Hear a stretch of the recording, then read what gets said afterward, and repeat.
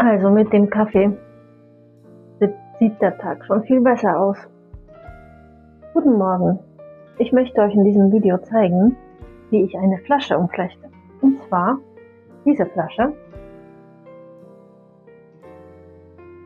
Das wird aber nur eine Möglichkeit sein, wie man eine Flasche umflechten kann. Es gibt natürlich zig andere Varianten, wie man das machen kann. Und ich wünsche euch viel Spaß beim Gucken. Und wenn es euch gefallen hat, freue ich mich über einen Daumen hoch. Viel Spaß! Hallo, hier ist Martha von Marthas Flechtwerk. Heute möchte ich euch zeigen, wie ich eine Flasche umflechte. Das Thema hat mich in der letzten Zeit wirklich verfolgt. Ich hatte so viele Inspirationen und glücklicherweise auf unserem Dorfflohmarkt habe ich eine Flasche gefunden und ich musste sie natürlich umflechten. Und das zeige ich jetzt hier im Video.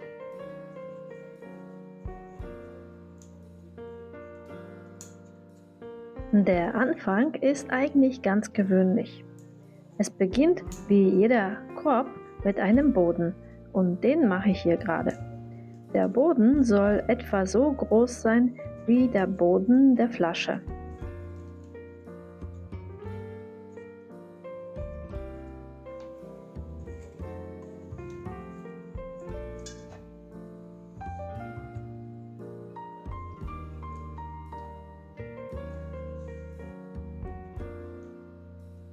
Ich habe mich entschieden, die Flasche mit geschälten Weiden zu umflechten.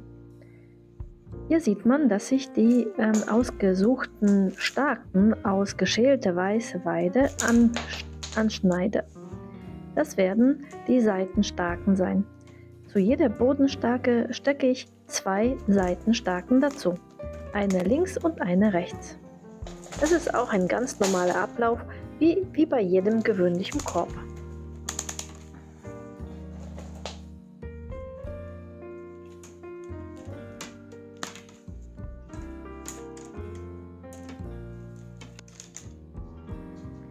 Die Seitenstaken werden hochgebogen. Damit sie an der Biegestelle nicht brechen, werden sie mit dem Messer angepiekst und während die Stake nach oben gezogen wird, wird das Messer um 90 Grad gedreht. Dadurch teilen sich die Fasern und es entsteht weniger Spannung auf der Rückseite und die Staken brechen nicht. Wenn alle fertig vorgebogen und angepiekst sind, kann man sie alle hochbinden und oben fest zusammenknoten.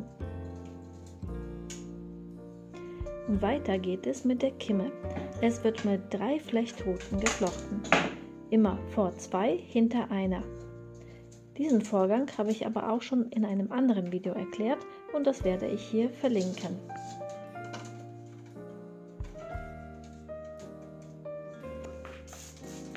Nach der Kimme kommt die erste Schicht. Zwischendurch mussten die weißen Weiden immer wieder besprüht werden, damit sie nicht austrocknen. Bei der Schicht benötige ich genau die gleiche Anzahl Flechtruten wie die vorhandenen Staken.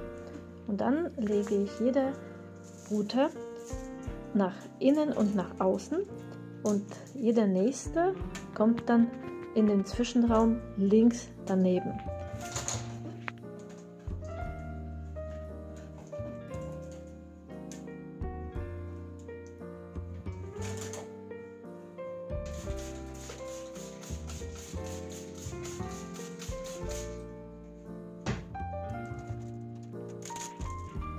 Nach der ersten Schicht wird auch mal die zweite Schicht auf dieselbe Art aufgebaut.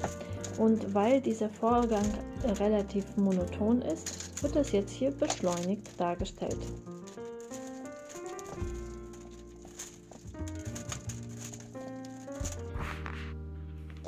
Bei dieser Umflechtung habe ich einen Mix aus gekochten und geschälten Weiden, also diesen roten gesottenen Weiden, und den weißen Weiden gewählt.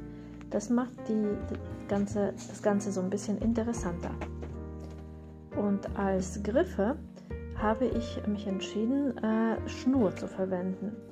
Ich habe eine Hanfschnur genommen, relativ dicke Schnur, und die habe ich entflochten.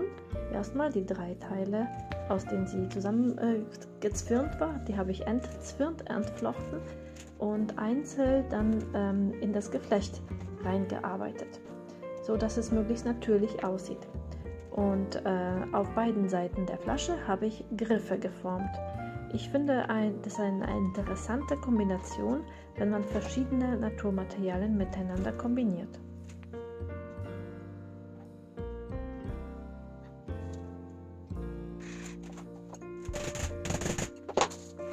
Und danach habe ich ganz normal die Flechtarbeit fortgesetzt. Ab jetzt wird die Flasche immer schmaler werden. Ich muss aktiv daran arbeiten, dass die Staken sich nach innen drücken, sich nach innen biegen. Und dadurch wird dann die Flasche immer schmaler. Und ab hier wird es auch relativ mühsam und man kommt relativ langsam voran. Die Abstände sind immer kleiner. Das wird immer so ein bisschen schwieriger ab jetzt.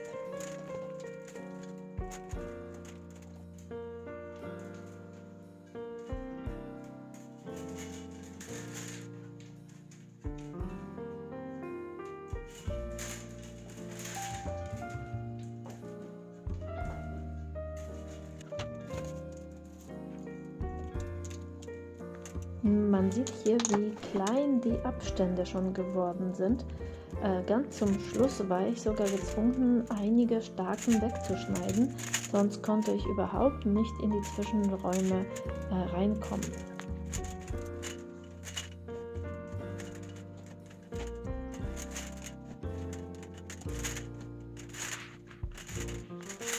Damit ich besser die Flaschenform nachvollziehen kann, habe ich ab jetzt die Staken anders festgebunden. Vorher lagen sie so ein bisschen schräg übereinander und jetzt wollte ich sie mehr steil nach oben binden.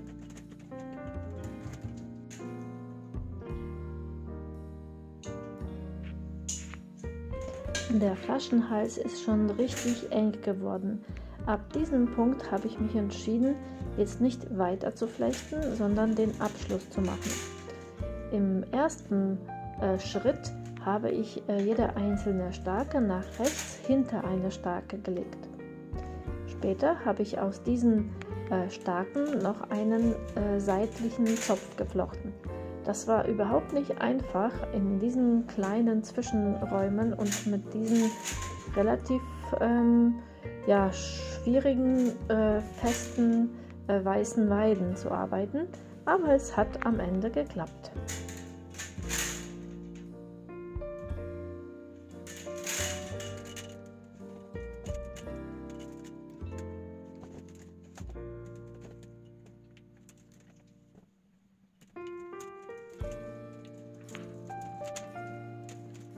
Hier gerade flechte ich also einen Zopf.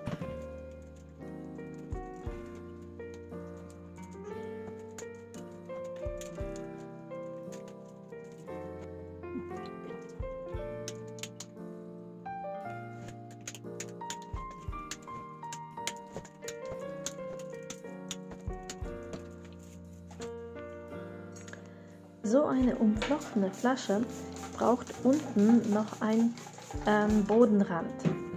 Der ist wichtig, wenn man die Flasche wirklich benutzt, damit man an diesem Bodenrand beim Auskippen der Flasche die Flasche gut festhalten kann.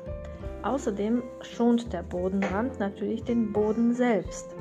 Also wenn die schwere Flasche über den Boden geschoben wird, dann nutzt sich der Rand ab und nicht der Boden ab. Und den Rand kann man zur Not ersetzen. Das ist der Sinn dabei. Und der entsteht, indem man neben jeder Seitenstake von unten, so wie man hier sieht, eine angespitzte Stake, noch quasi neue Stake dazu steckt. Das ist manchmal nicht so einfach, deswegen braucht man einen Pfriemen, mit dem man sich erstmal ein Loch quasi vorbohrt und dann schiebt man dann eine Stake rein. Und das macht man neben jeder Seitenstake dazu. Anschließend wird um diese neu gesteckte Staken eine Kimme geflochten. Je nachdem wie dick das Flechtmaterial ist, 1 oder 2 Reihen reichen vollkommen aus. Und danach wird wieder der Rand geflochten, so wie oben bei dem Korb, also zum Beispiel dreipaariger Zuschlag, wird aus diesen extra starken geflochten.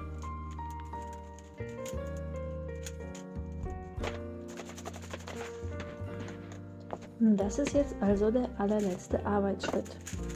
Jetzt wird der Bodenrand angeflochten. Ich mache dreipaarigen Zuschlag. Erstmal lege ich 3 aufeinanderfolgende Starken, biege ich sie nach rechts um hinter eine Starke.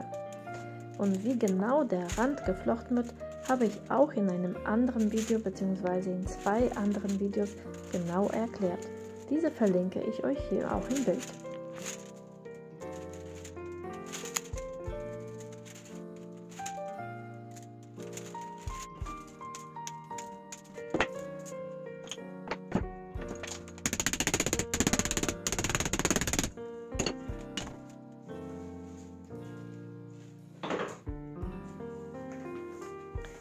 Jetzt ist die Flasche fertig und ich bin richtig stolz drauf. Es hat aber wirklich viele Stunden gedauert, eigentlich viel länger als ich dachte.